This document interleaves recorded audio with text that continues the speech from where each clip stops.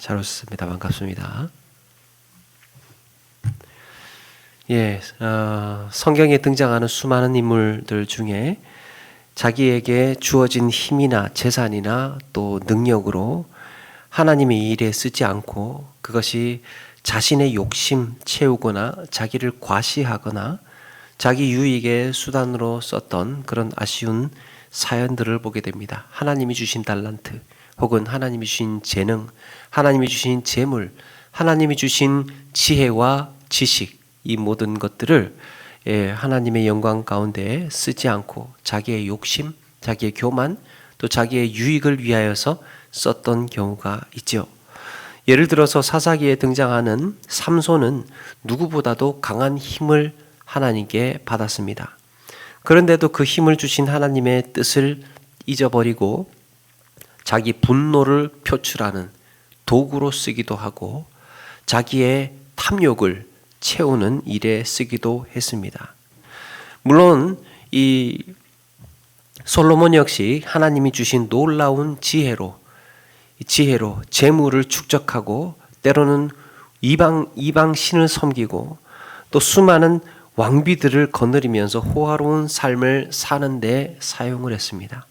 하나님이 주신 것, 하나님께서 허락하신 것을 이렇게 적절하지 못한 삶으로 썼던 것이죠.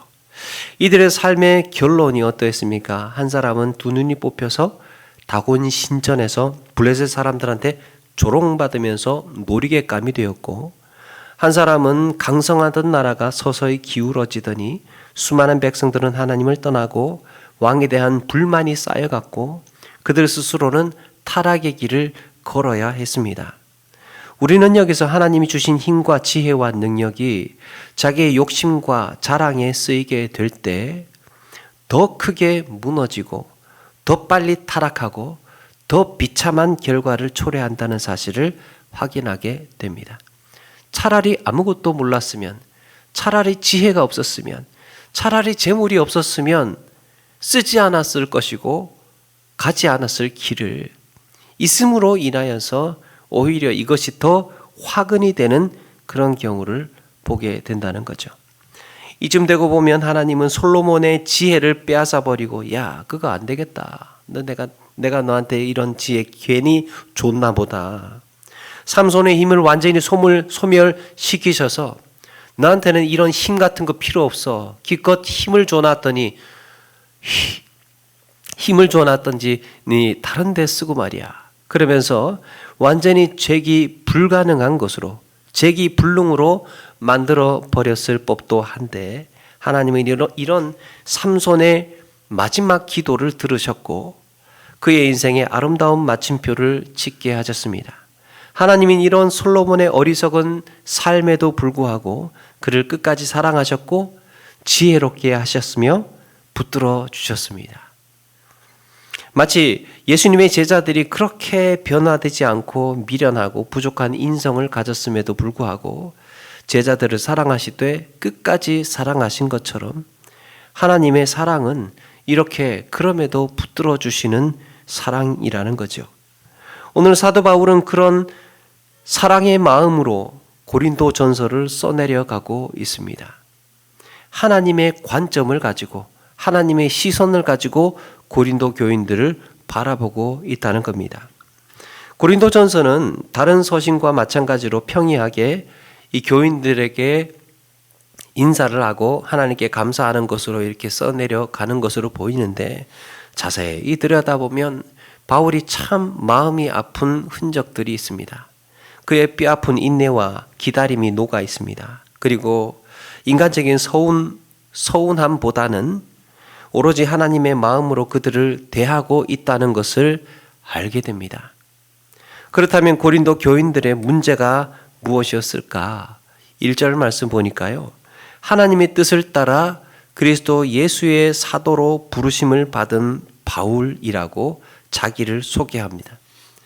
여러분, 사람의 말에는 보통 말을 할 때 그 말을 하고 있는 이면에 의도가 있죠. 그 말을 하게 된 의도. 아무 생각 없이 말하지는 않습니다. 다 마음에서 나오는 것들이에요. 의식적으로 하든 무의식적으로 하든 내면에 있는 것으로 이야기를 합니다.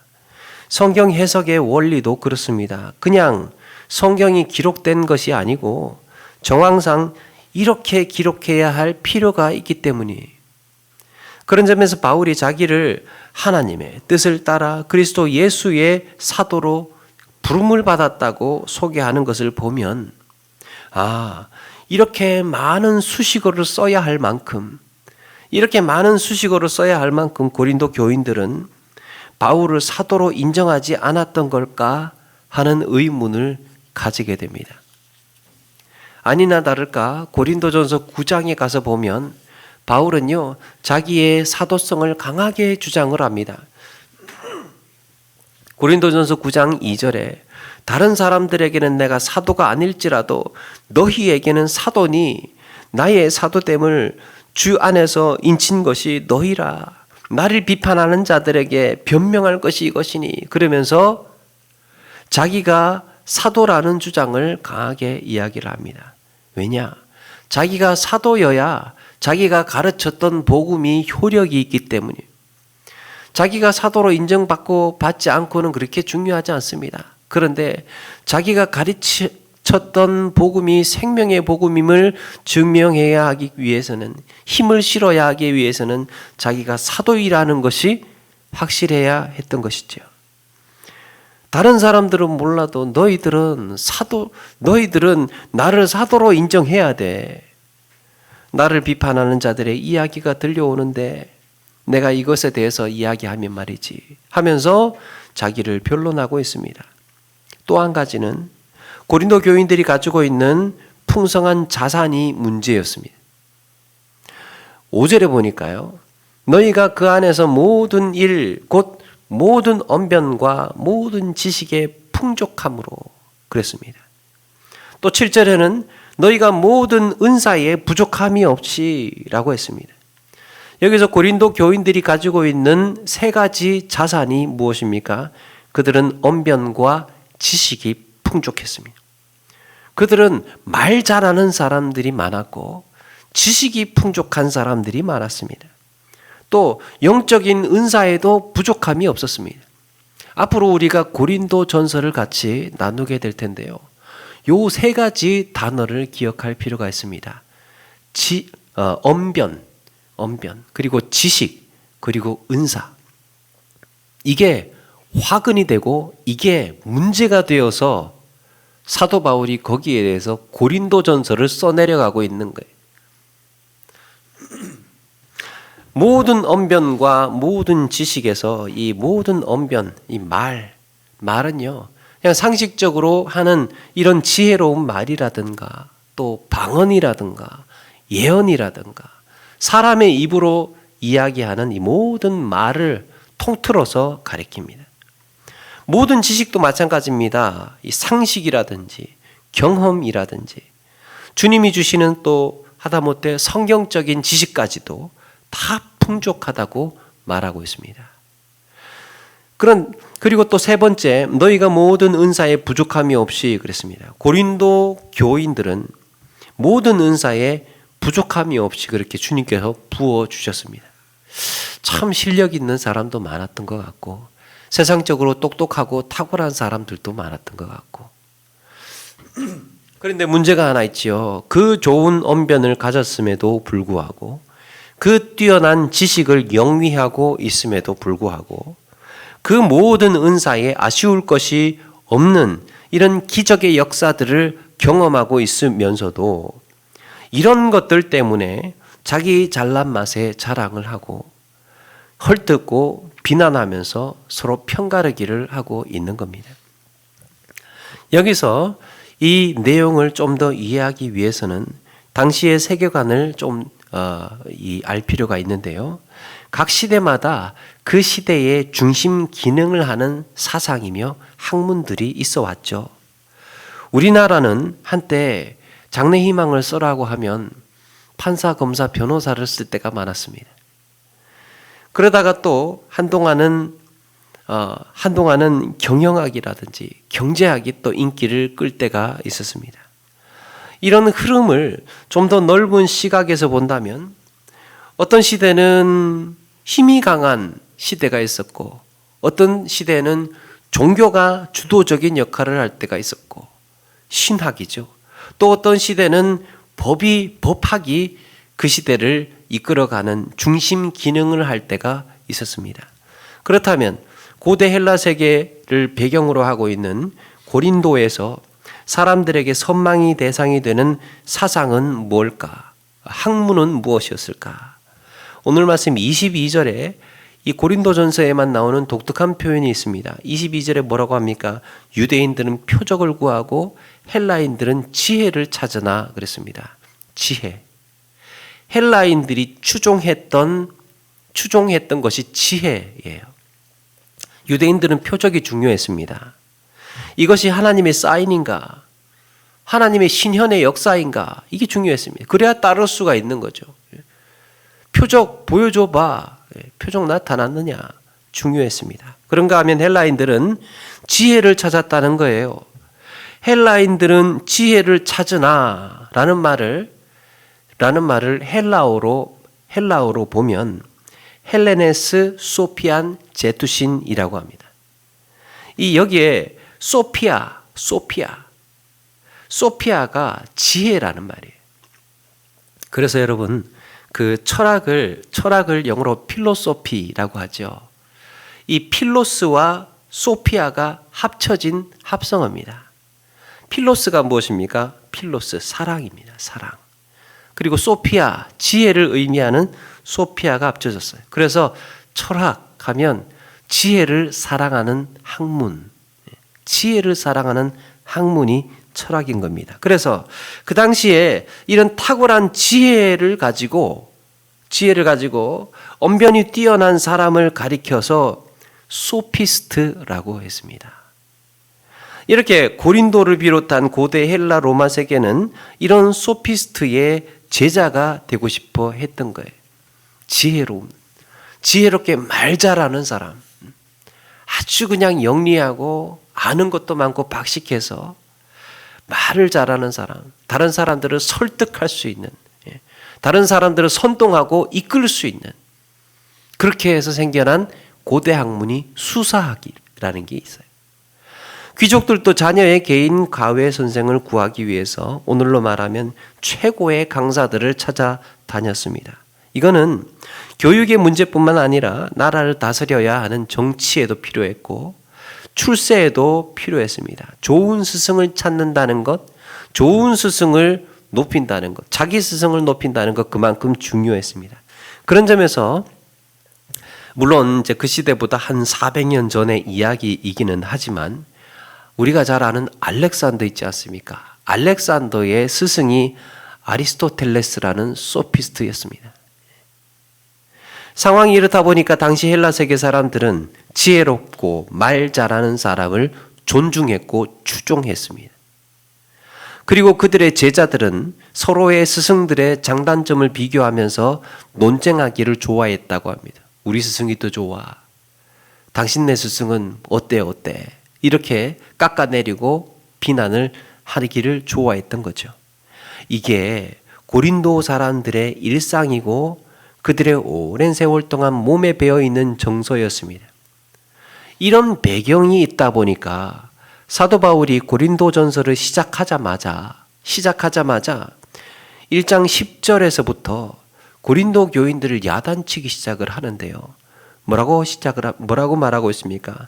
나는 바울에게, 나는 아볼로에게, 나는 게바에게 서로 편가르기를 하고 있는 거예요. 물고 뜯고 싸우면서 이렇게 나누어서 파당을 가르고 있는 이야기를 지적을 합니다. 이런 문제가 왜 생겨난 것입니까? 지혜를 찾는 헬라인들의 문화 때문입니다. 우리 스승이 더 좋아. 우리 스승이 더 뛰어나. 나는 게바를, 이 베드로를 따르는 사람이야. 베드로가 첫 번째 제자니까. 수석 제자 아니야, 수석 제자. 그래도 학문적으로는 바울이 좀 낫지. 우리 스승이 좀 낫지. 말 잘하는 사람 아볼로, 지혜로 치면 우리 아볼로 선생님이 최고야. 이렇게 서로 파당을 나누어서 가르고 있었다는 거예요. 이렇게 팔을 나누고 있는 이 모습이 교회에서는 일어나지 말아야 할 모습이 교회에서 벌어지고 있었던 겁니다. 고린도 교인들은 바울의 언변을 그런 점에서 문제 삼고 비난한 적이 있었던 것 같아요. 바울을 따르지 않는 사람들 중에 한 4분의 3 정도 되겠죠. 네 파로 나뉘어졌으니까. 나중에 고린도후서 11장 6절에 이렇게 쓰고 있습니다. 바울이 이렇게 말해요. 고린도 교인들한테 내가 비록 말에는 부족하나 지식에는 그렇지 아니하니. 여러분, 사도 바울이 말에 부족한 사람이 아닙니다. 똑똑하기로 치면 사도 바울이 모자란 사람이 아니에요. 그런데도요, 자기가 내가 비록 말에는 부족하나 라고 쓰고 있는 이유는 언변이 뛰어난 고린도 교인들 중에 말 잘하는 고린도 교인들 중에 몇몇이요, 바울은 말이 좀 유창하지 않다면서 비난을 했던 것 같아요. 어쩌면 고린도 교인들 중에 바울에 대해서 그 말도 제대로 못하는 사람 이러면서 조롱하는 이야기를 들었을지 모릅니다. 아볼로가 낫지. 그런데 바울은 거기에 반발하지 않고 자기 자신을 오히려 낮추고 있습니다. 사도 바울이 고린도에서 전도를 할 때요, 옛날에 얼마나 힘들었는지 주님께서 환상 가운데 찾아오셔서 바울을 위로해 주신 적이 있습니다. 사도행전 18장 9절에 밤에 주께서 환상 가운데 바울에게 말씀하시되 두려워하지 말라, 침묵하지 말고 말하라. 내가 너와 함께 있음에 어떤 사람도 너를 대적하여 해롭게 할 자가 없을 것이니 이는 성중에 내 백성이 많음이라 하시더라. 고린도 지방을 전도하다가 번아웃이 온 겁니다. 힘든 거예요. 말을 잃었습니다. 주눅들지 말고 물러서지 말고 두려워하지 말고 말해. 내가 너와 함께 하고 있는데 뭔 근심이냐. 내가 지켜줄게 하면서 용기를 주셨습니다. 그렇게 거침없는 열정으로 생명 걸고 복음을 전했던 바울도 지칠 때가 있었습니다. 고린도에서. 그래서 고린도에서 그렇게 힘든 시간을 보냈던 거예요. 이 고린도는 당시 로마 제국에서 네 번째로 큰 도시입니다. 아테네보다 큰 도시였다고 합니다. 세계적인 항구 도시이기도 했습니다. 이런 지리적인 특성이 있다 보니까 고린도 사람들은 세계관이 매우 자유분방했어요. 세상의 온갖 문화와 온갖 우상들이 유통되고 있었고 특별히 타락하고 음란한 문화로 유명했습니다. 고린도. 헬라어에 코린디아 조마이라는 말이 있어요. 코린디아 조마이. 고린도 사람 같다라는 말이에요. 코린디아 조마이. 그런데요, 이 고린도 사람 같다라는 말이 나중에 음행을 행하다라는 뜻으로 쓰입니다. 얼마나 고린도 사람들이 음란하고 타락하고 이 세속적이었는지를 가르쳐 줍니다. 그러다 보니 언변과 지식과 은사는 가졌을지 모르나 그들의 마음 안에 도사리고 있는 탐욕과 자랑과 세상적인 생각들이요, 그들의 언변과 지식과 은사를 이용해서 더 간교해지고 더욱 강팍하고 무례한 자들이 되게 되었습니다. 차라리 언변이 없고 지식이 없고 은사가 없었으면 할 줄 몰라서 하지 않았을 것인데 가지고 있으니까, 가지고 보니까 언변 말 잘하고 지식이 있고 또 은사도 있다 보니까 자기의 능력과 실력들이 있다 보니까 여기에 이것이 오히려 간교한 자로 만들어 버렸고 이것이 오히려 더욱더 강팍하게 만들었고 이것으로 인하여서 더욱 무례하게 만들었고, 그래서 바울이 1년 6개월 동안이나 그 고생을 하면서 복음을 전했던 바울에게 말이 좀 부족하다, 바울 좀 말 좀 못하네, 이렇게 평가를 하거나 사도의 권위를 부정하고 세속적인 마음으로 신앙생활을 하고 있었던 겁니다. 교회 안에서 실력을 갖추었는데 오히려 이것이 무례와 탐욕과 교만의 수단으로 쓰이고 있었던 거예요. 그러니까 바울이 얼마나 힘들겠습니까? 현란한 언변은 가졌으나 사람의 마음을 얻어내지 못하고, 탁월한 지식은 있으나 본이 되지 못하고, 놀라운 은사에 부족함이 없이 그렇게 있었으나 교회에 덕을 세우지 못하는, 은사는 많은데 세상적인 거예요. 말들은 다 잘하는데 은혜가 되지가 않아요. 지식은 많이 가지고 있는데 예수 그리스도의 생명이 없고 다 세상적인 교묘한 생각들로 자기 유익 챙기고 편가르기를 하고 헐뜯고 비난하는데 쓰고 있었던 겁니다. 자기들의 지식으로. 서로 이렇게 교만하여서 나누고 갈등하고 싸우고 있는 모습이 고린도 교회의 모습이었습니다. 그럴 거면 그렇게 말 잘하는 실력이 무슨 소용이 있고, 그렇게 뛰어난 지식이 어디에 있을 것이며, 그렇게 잘난 은사로 누구를 치유하고 회복한단 말이냐. 어쩌면 그런 고린도 교인들을 향해서 야, 너희들 안 되겠다. 이러고도 무슨 신자라고 한다는 거냐. 이러고도 뭔 성도야. 성도는 거듭난 거 맞냐? 구원만 받은 거 맞아? 그러면서 서운한 속내를 거르지 않고 마구마구 쏘아 붙였을 겁니다. 그렇게 뼈 빠지게 고생해서 교회를 세워놨는데 편가르기나 하고 말이지. 기껏 가르쳐 놓은 거 다 까먹어버리고 잊어버리고 세속의 생각이 물들어가지고 자기 마음대로, 자기 분노대로, 자기 욕심대로, 자기 이기적인 자랑대로 그거 채우려고 하기나 하고, 그렇게 이상하게 신앙생활이나 하고 말이야. 그러면서 이야기하고 싶었는지도 모릅니다. 그런데 이런 교회를 향한 바울의 마음은 그들을 향한 기대와 관심으로 가득 차 있습니다. 인간적인 생각으로는 얼마든지 그렇게 말하고 싶지 않겠습니까? 야, 너희들 안 되겠다. 그만둬라. 신자냐? 너희들이 성도냐? 거듭난 거 맞냐? 구원받은 거 맞냐? 이런 인간적인 시각으로 그들에게 접근할 수 있었으나 사도 바울은 하나님의 시선으로 그들을 바라보고 있는 거예요. 하나님의 기대와 하나님의 관심으로 그들에게 다가가고 있는 겁니다. 이게 바울의 성품이고 바울의 성숙이었던 거예요.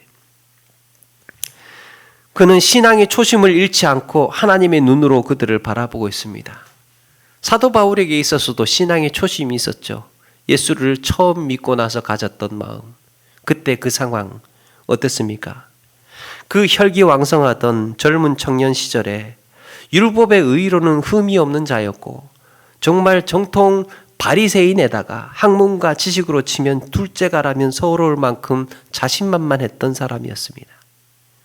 그런데 다메섹으로 가던 길에 주님을 만나고 자신이 가지고 있는 지식이 또 자신의 신분의 바리새인으로서의 자부심이 한낱 폐기해야 할 쓰레기로 변하는 순간을 맞이하게 됩니다.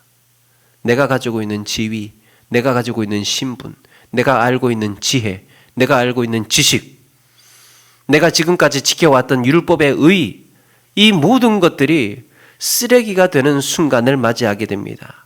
예수 그리스도를 만남으로 인해서.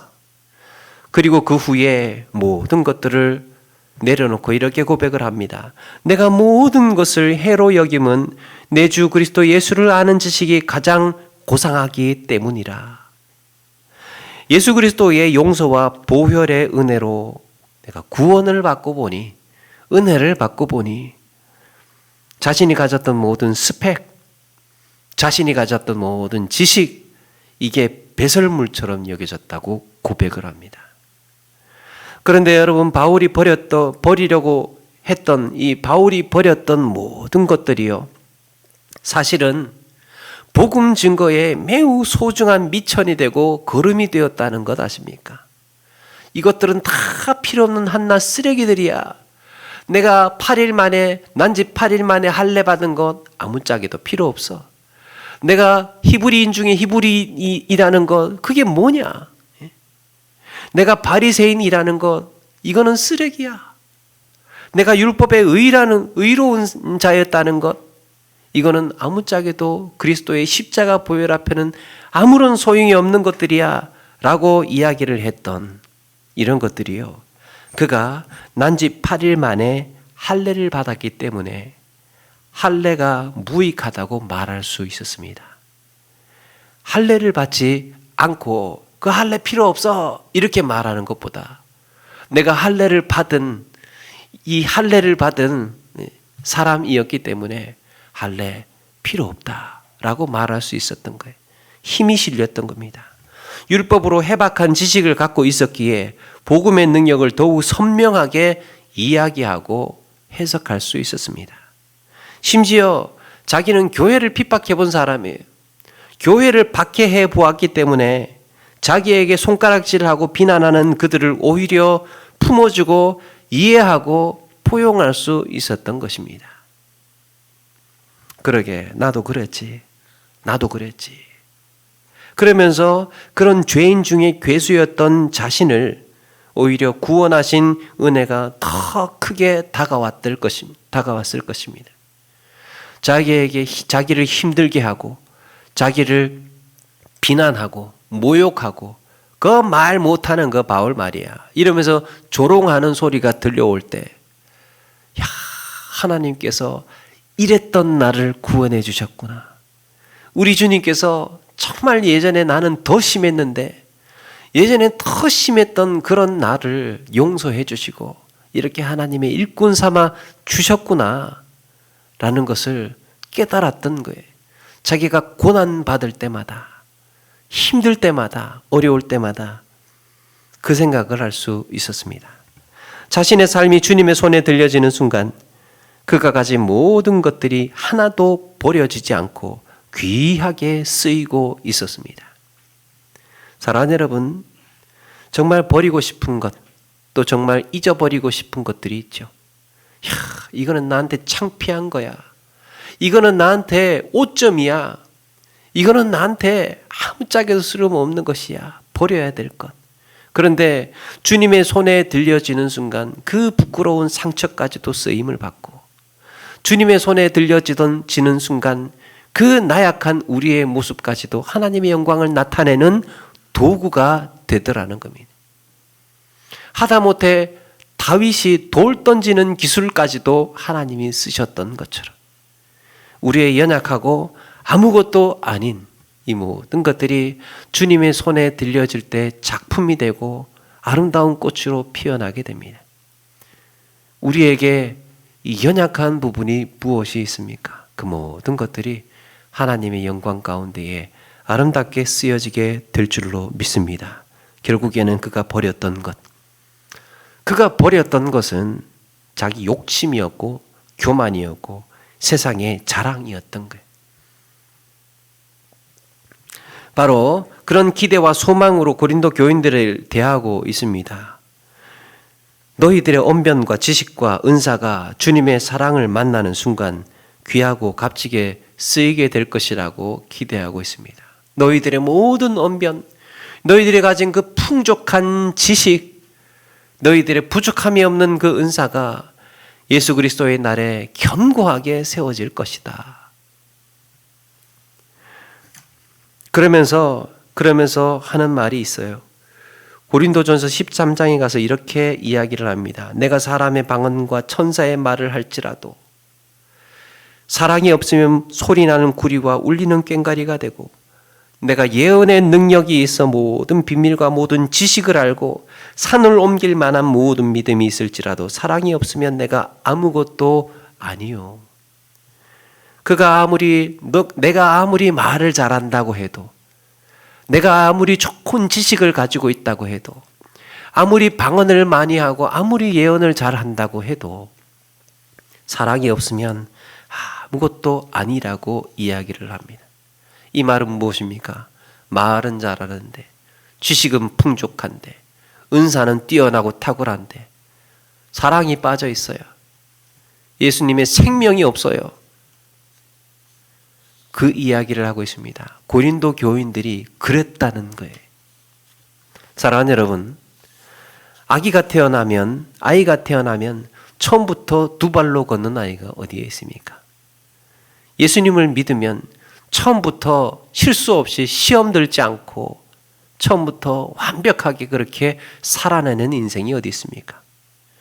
때로는 우리도 주어진 지식과 말과 능력으로 그걸 탐욕의 도구로 지혜의 수단으로 써보지 않았던 인생이 어디에 있겠습니까?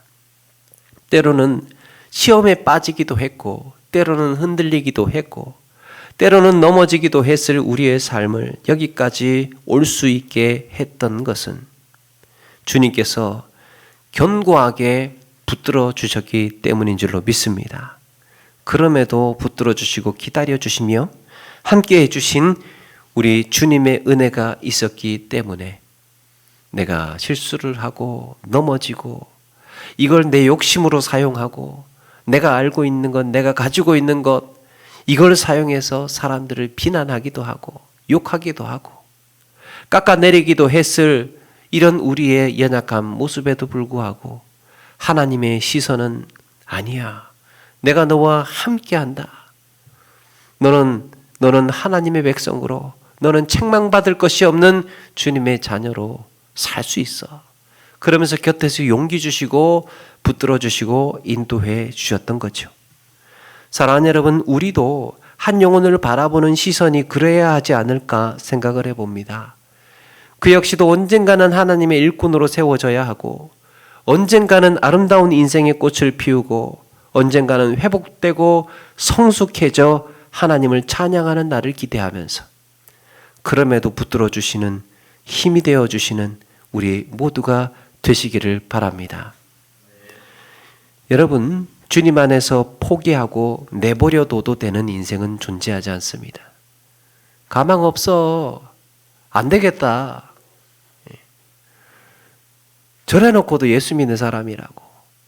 이렇게 말해도 되는 인생은 존재하지 않는다는 거예요.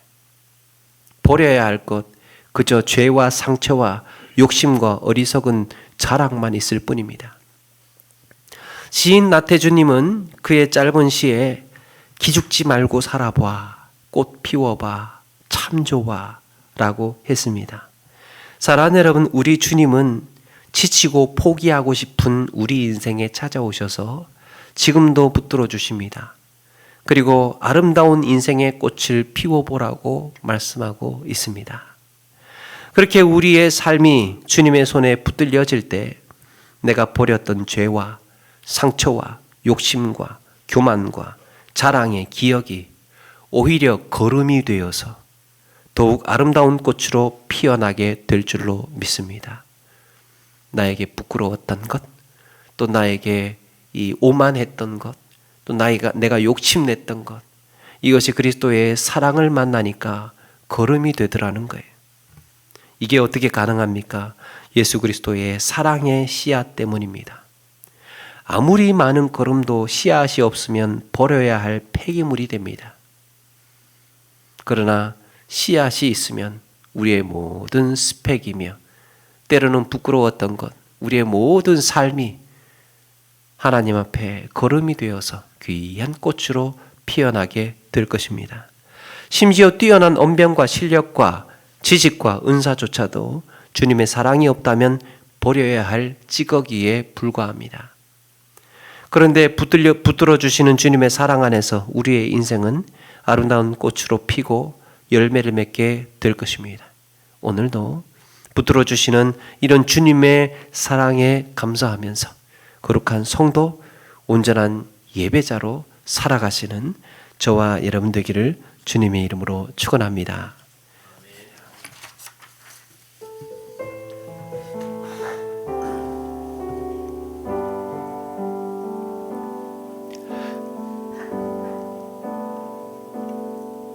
지금 서 있는 이곳에서 높임을 받으소서. 내가 밟는 땅 주님의 땅이니 하늘이 주의 이름 높이 올리며 넓은 바다가 주를 노래해. 모든 만물 주를 경배해. 모든 입술 주를 찬양해. 천지를 만드신 만물의 통치자 높임을 받으소서. 내 평생에 주의 이름 높이며 어느 곳에 서든지 주님을 예배하리라. 내가 밟는 모든 땅 아버지의 영광이 선포돼야 하리. 찬양하며 주님을 예배할 때 하늘 가득한 주의 영광 보리라. 나를 통하여 나의 입술을 인하여 주의 이름 높임을 받으소서. 우리 한 번 더 고백하면서 준비한 예물 드리겠습니다. 지금 서 있는 이곳에서 높임을 받으소서. 내가 밟는 땅 주님의 땅이니 하늘이 주의 이름 높이 올리며 넓은 바다가 주를 노래해. 모든 만물 주를 경배해. 모든 입술 주를 찬양해. 천지를 만드신 만물의 통치자 높임을 받으소서. 내 평생에 주의 이름 높이며 어느 곳에 서든지 주님을 예배하리라. 내가 밟는 모든 땅 아버지의 영광이 선포돼야 하리. 찬양하며 주님을 예배할 때 하늘 가득한 주의 영광 보리라. 나를 통하여 나의 입술을 인하여 주의 이름 높임을 받으소. 나를 통하여 나의 입술을 인하여 주의 이름 높임을 받으소서. 아멘. 네, 우리 오늘 잠시 말씀 기억하면서 함께 기도하며 나가기를 원합니다. 우리는 한 영혼을 어떻게 바라보고 있었을까? 성도를 보는 하나님의 시선을 오늘 말씀을 통하여서 다시금 돌아보면서 그도 역시 세워져야 하고 그도 역시 성숙해져야 하고 변화되어져야 하고 끝내는 하나님의 일꾼으로 하나님의 사랑받는 자녀로 세워져야 하기 때문에 하나님 우리 역시도 한 영혼 한 영혼을 포기하지 아니하고 낙심하지 아니하고 주님의 시선으로 바라보게 해주옵소서. 하나님 우리의 인생 역시도 그렇게 성장하고 성숙해져 가기를 원합니다. 주님께서 우리를 붙들어 주시는 그 놀라운 은혜를 잊지 않고 우리가 사는 날 동안 하루하루 주님 닮아가며 성장하게 하여 주옵소서. 우리 오늘 말씀 기억하면서 잠시 한번 다짐하고 고백하며 기도하며 나가겠습니다. 같이 한번 기도하겠습니다.